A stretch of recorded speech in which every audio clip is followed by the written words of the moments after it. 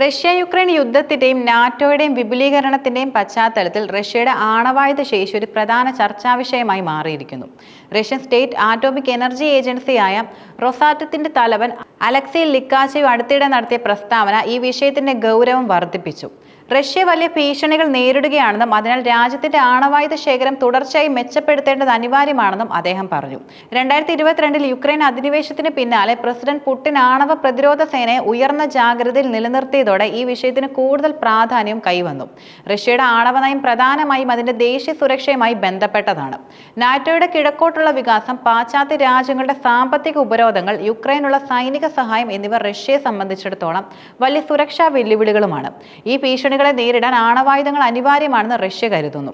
ആണവ പ്രതിരോധം ഒരു പരിചയം വാളും പോലെയാണെന്ന് ലിക്കാച്ചേവ് വിശേഷിപ്പിച്ചതും ഈ തന്ത്രത്തിന്റെ ഒരു പ്രതിഫലനമാണ്. റഷ്യൻ സാമ്രാജ്യത്തിന്റെ അതിരുകൾ സംരക്ഷിക്കുന്ന ഒരു പരിചയമായി ആണവായുധങ്ങളെ കാണുന്നു. പരമ്പരാഗത സൈനിക ശേഷിയിൽ പാശ്ചാത്യ രാജ്യങ്ങൾ നേടിയേക്കാവുന്ന മേധാവിത്വം ആണവ ശക്തിയിലൂടെ ഇല്ലാതാക്കാൻ റഷ്യക്ക് സാധിക്കുന്നു.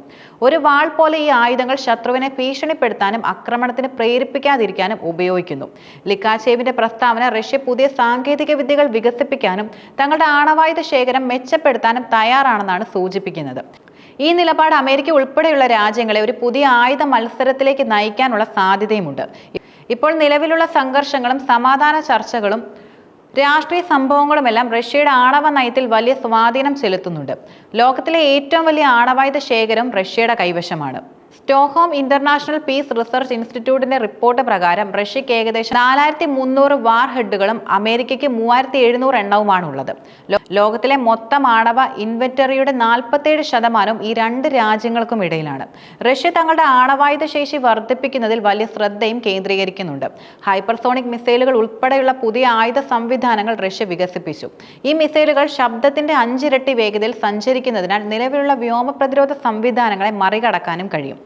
2024 മെയ് മാസത്തിൽ മോസ്കോയിലെ റെഡ് സ്ക്വയറിൽ നടന്ന സൈനിക പരേഡിന്റെ റിഹേഴ്സലിൽ RS-24 യാർഡ്സ് ആണവ മിസൈൽ പ്രദർശിപ്പിച്ചത് റഷ്യയുടെ ശക്തി പ്രകടനത്തിന്റെ ഭാഗമാണ്. ഇത് റഷ്യയുടെ പ്രതിരോധ ശേഷിയെക്കുറിച്ചുള്ള വ്യക്തമായ സൂചനയും നൽകുന്നു. ശീതയുദ്ധം അവസാനിച്ചതിനു ശേഷം റഷ്യയും അമേരിക്കയും തമ്മിൽ ആണവായുധങ്ങൾ കുറയ്ക്കുന്നതിനും നിയന്ത്രിക്കുന്നതിനും വേണ്ടി പല കരാറുകളും ഉണ്ടാക്കിയിട്ടുമുണ്ട്. ഇതിൽ പ്രധാനപ്പെട്ട ഒന്നായിരുന്നു INF ഉടമ്പടി. 1987 ഡൊണാൾഡ് റീഗനും മിഖായിൽ ഗോർബച്ചേവും ഒപ്പിട്ട കരാർ ഇടത്തരം ഭൂപരിധിയുള്ള ആണവ പരമ്പരാഗത മിസൈലുകൾ നിരോധിച്ചിരുന്നു. എന്നാൽ 2019 അമേരിക്ക കരാറിൽ നിന്ന് പിന്മാറിയതോടെ അത് ഇല്ലാതായി. കൂടാതെ 2023 റഷ്യ ന്യൂ സ്റ്റാർട്ട് ഉടമ്പടിയിലെ പങ്കാളിത്തം നിർത്തിവെച്ചതായും പ്രഖ്യാപിച്ചു. ഈ കരാറുകൾ ഇല്ലാതായതോടെ ഒരു പുതിയ ആയുധ മത്സരത്തിന് സാധ്യതയുണ്ടെന്ന് വിദഗ്ധർ മുന്നറിയിപ്പ് നൽകുന്നു. റഷ്യയുടെ ആണവശേഷിയെക്കുറിച്ച് പാശ്ചാത്യ രാജ്യങ്ങൾക്ക് വലിയ ആശങ്കകളുമുണ്ട്.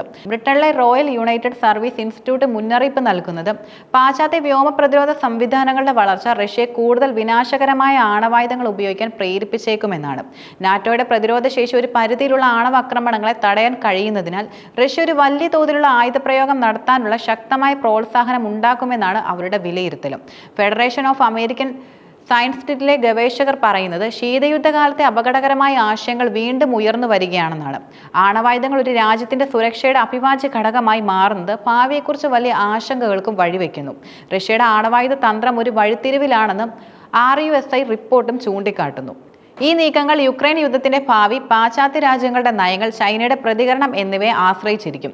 ഭാവിയിൽ സമാധാനപരമായ ചർച്ചകളിലൂടെ ഈ ഭീഷണികൾ കുറയ്ക്കാൻ കഴിയുമോ അതോ ഒരു പുതിയ ആയുധ മത്സരം ആരംഭിക്കുമോ എന്നതും കണ്ടറിയേണ്ടിയിരിക്കുന്നു.